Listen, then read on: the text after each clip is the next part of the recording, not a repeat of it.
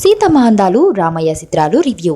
ఉయ్యాల జంపాల, సినిమా చూపిస్తామావా, కుమారి 21F వంటి వరుస విజయాలతో హ్యాట్రిక్ అండ్ క్రేజీ హీరోగా మారిన రాజ్ తరుణ్ కథానాయకుడిగా నటించిన తాజా చిత్రం సీతమ్మ అందాలు రామయ్య చిత్రాలు.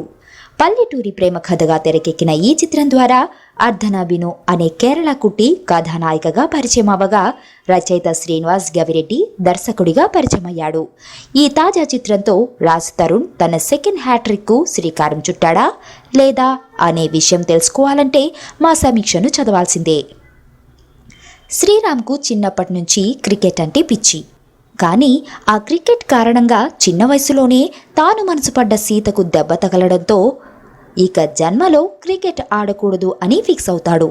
హీరోయిన్ సీత సిటీలో MBBS చదువుతూ అప్పుడప్పుడు సొంత ఊరికొస్తుంది.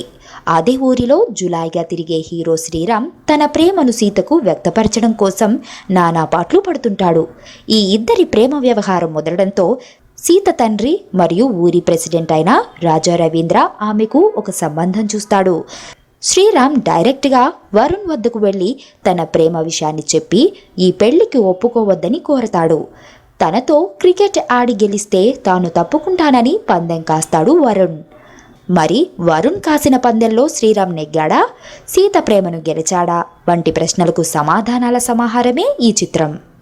ఎటువంటి బాధ్యత లేని పల్లెటూరి యువకుడి పాత్రలో రాజ్ తరుణ్ నటన పర్వాలేదనిపించుకునేలా ఉన్నా, తన మునుపటి చిత్రాలతో పోల్చి చూసుకుంటే వ్యవహార శైలి మొదలుకొని డైలాగ్ డెలివరీ వరకు ఎందులోనూ మార్పు లేదనిపిస్తుంది. సీతగా కేరళ కుట్టి అర్ధనా బినుకు డైలాగ్స్లో లిప్ సింక్ కుదరకపోయినా తెలుగు అమ్మాయిల లక్షణంగా ఉంది. కాకపోతే హావభావాల విషయంలో ఇంకాస్త పరిణితి ప్రదర్శించగలిగే సత్తా ఉన్న నటి అని కొన్ని సన్నివేశాల్లో తెలుస్తుంది. హీరో ఫ్రెండ్గా శకలక శంకర్, హీరో ఫాదర్గా దర్శకుడు ఎన్ శంకర్, ప్రెసిడెంట్గా రాజా రవీంద్రలు తమ తమ పాత్రల పరిధి మేరకు పర్వాలేదనిపించుకున్నారు.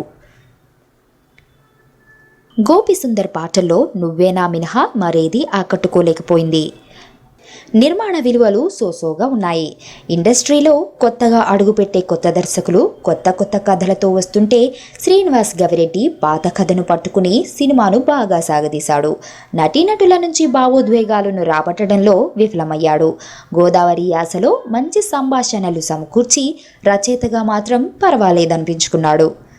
కొత్తదనాన్ని కాస్త పక్కన పెడితే అప్పుడెప్పుడో వచ్చిన పందెం, కబడ్డీ వంటి చిత్రాలను తలపించే సీతమ్మ అందాలు రామయ్య చిత్రాలు ప్రేక్షకులను ఆకట్టుకోవడం కాస్త కష్టమే.